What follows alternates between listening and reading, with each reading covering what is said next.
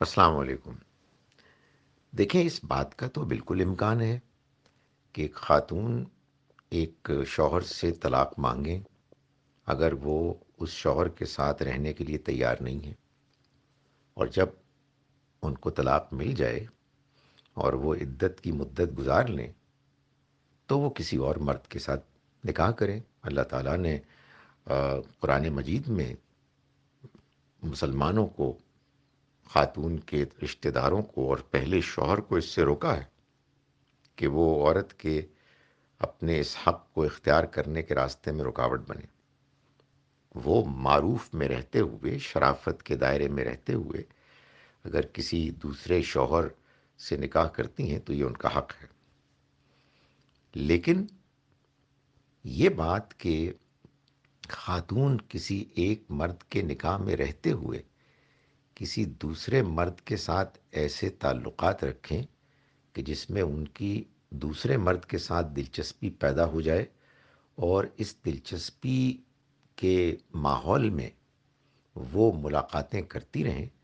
اور پھر اس وجہ سے وہ اپنے شوہر سے طلاق لیں اور دوسرے شخص سے نکاح کریں، یہ ناقابل تصور ہے۔ اس کا کوئی تصور مسلمانوں کے معاشرے میں ممکن نہیں ہے۔ یہ ایک نہایت ہی گری ہوئی گھٹیا بات ہے۔ اللہ تعالیٰ نے ان خواتین کو کہ جو بیوہ ہو جاتی ہیں، ان کو یہ کہا ہے کہ اگر ان کی عدت کے دوران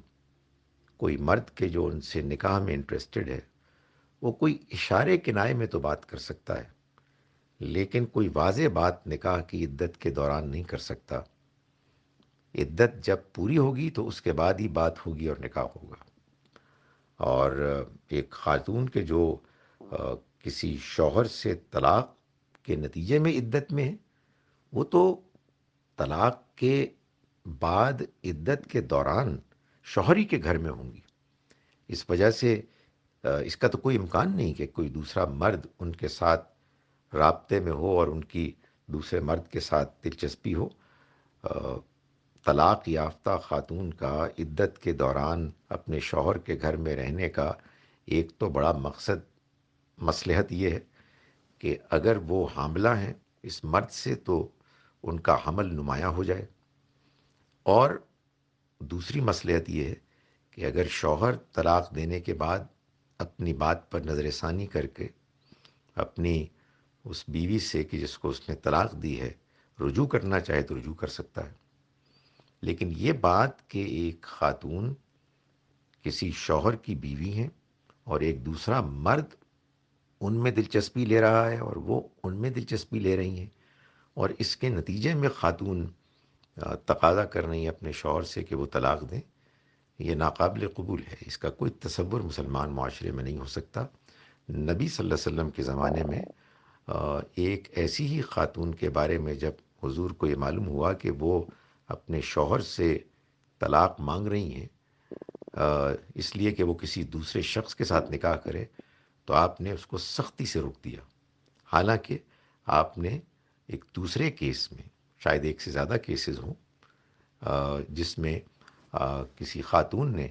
اپنے شوہر کے ساتھ رہنے میں اپنے آپ کو ایڈجسٹ کرنے میں مشکل محسوس کی اور اس کا گلہ کیا، تو نبی صلی اللہ علیہ وسلم نے ان کو الگ کرا دیا، ان کے درمیان طلاق کروا دی۔ لیکن یہ بات کہ کوئی خاتون اس لیے طلاق لیں کہ ان کی کسی دوسرے مرد میں دلچسپی ہے، یہ انتہائی قابل مذمت اور قابل نفرت چیز ہے۔